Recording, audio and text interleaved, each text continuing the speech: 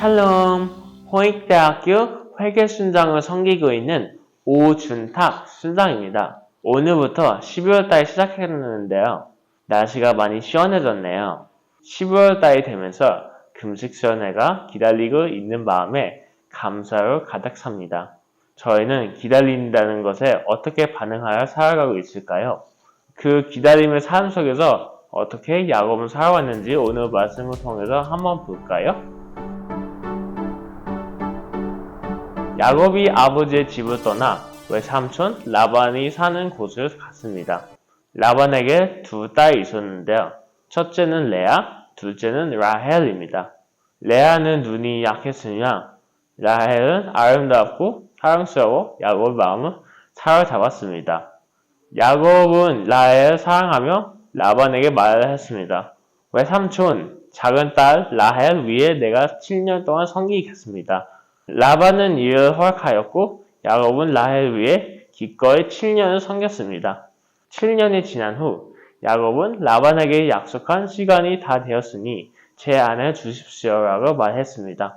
라반은 사람들을 불러 잔치를 열었고 저녁이 되자 딸을 야곱에게 보냈습니다. 그러나 라반은 라헬이 아닌 큰딸 레아를 야곱에게 보냈습니다.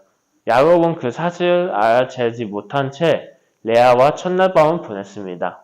아침에 일어나 보니 자신이 라헬이 아닌 레아와 함께 있었다는 사실을 깨닫고 놀라서 라반에게 따졌습니다. 외삼촌, 왜 저를 속이셨습니까? 라반은 대변했습니다. 이곳에서는 언니보다 동생을 먼저 시집 보내는 법이 없네. 하지만 라헬을 원한다면 그녀를 위해 다시 7년을 더 섬기게. 야곱은 라헬을 얻기 위해 다시 섬기기로 했고 7일 후에 마침내 라헬과 결혼할 수 있었습니다. 야곱은 라헬을 더욱 사랑하기 위해 약속한 대로 라반을 위해 다시 7년을 더 섬기게 되는 시간을 보냈습니다. 이 사건을 통해 우리는 야곱의 삶 속에서 하나님의 주신 교훈을 볼 수 있습니다. 야곱은 이전 형 에서의 장자권을 속여 가로챘고 이제는 그 자신이 외삼촌에게 속임을 당하게 된 것입니다. 이는 그가 과거에 저질렀던 죄의 대가를 치르는 과정이라고 해석할 수도 있습니다. 야곱은 라헬을 얻기 위해 오랜 시간을 인내함을 섬겼고 이러한 기다림은 그가 주님 앞에서 더욱 겸손하게 나아가는 과정을 의미합니다. 야곱의 21년간 섬김과 기다림은 그가 하나님과의 관계 속에서 점차 성숙해가는 기다리는 여정이었습니다. 이 말씀을 묵상하면서 저는 기다림에 대해 많이 생각하게 되었습니다. 요즘 저는 주님께 기도하면 제가 섬기는 일들의 열매를 기다리고 있습니다.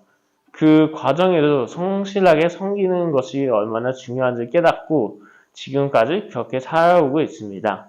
제가 많은 과제, 사역, 그리고 시간 관리에 최선을 다하고 있지만 그 열매들은 결국 제 노력만으로 이루어지는 것이 아니라 주님께로 준비하신 계획 안에 있다는 걸 믿습니다.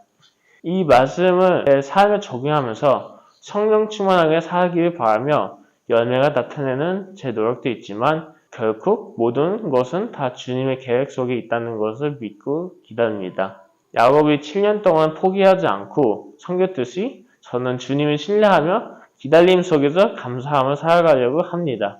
우리도 인생에서 주님의 계획을 기다릴 때 포기하지 않고 야곱처럼 충실히 섬기며 살아가야 된다고 생각합니다. 특히 야곱은 21년 동안 섬기며 하나님의 계획을 경험한 것처럼 저도 부족하지만 주님을 준비하신 길을 따라가는 것에 삶 속에 중심이 있어야 한다고 다짐합니다. 기다림은 길어도 포기하지 않고 결국 주님의 계획을 경험하실 그날을 소망할 수 있도록 살아가고 있습니다. 풍삼 독자 여러분, 무엇을 기다리면서 어떻게 살아가고 있나요? 그 기다림에서 야곱의 인내심은 늘 보일 것 같습니다. 저희도 이번 12월달을 살아가면서 어떤 계획이 있던 늘 인내심을 가지고 같이 살아가길 소망합니다. 기다림이 우리를 성숙하게 변화시키는 인내의 시간이 되도록 성실하게 일상의 삶을 살아내는 우리 모두 되길 기도합니다. 샬롬.